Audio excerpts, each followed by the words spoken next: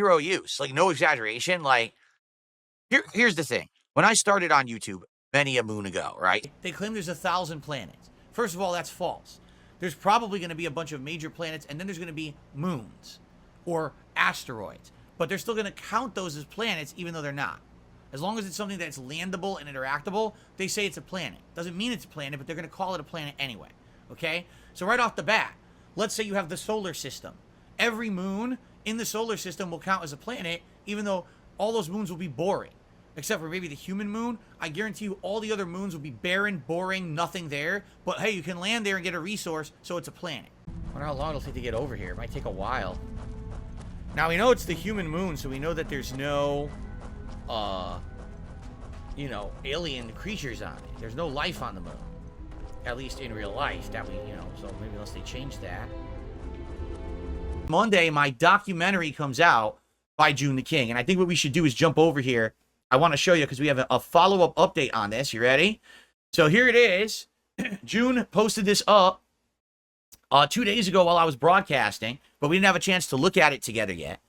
So the Dark Side Phil video is planned to premiere on September 2nd. That's Monday morning. It'll be covering his FGC days, which is, my FGC days are from the late 90s to the mid 2000s. So that's how far back he's going in my history, all the way into early 2024.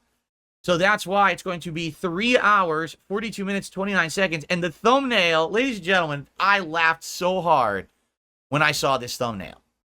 Okay. Do you know what this is? I'm just curious. Does anyone know what this thumbnail is and what the reference is? Does anyone in chat know? Because when I saw it, dude, I cracked up. I was like, if this is the theme he's going to use during the actual documentary, dude, this is going to be hilarious. Absolutely hilarious. No. Okay, you could say that. You could say Dark Side of the Moon. But no, do you know what I think this is a reference to? Phil is the Man on the Moon, right? The Man on the Moon is that documentary that was made about Andy Warhol in the late 90s where Jim Carrey played him.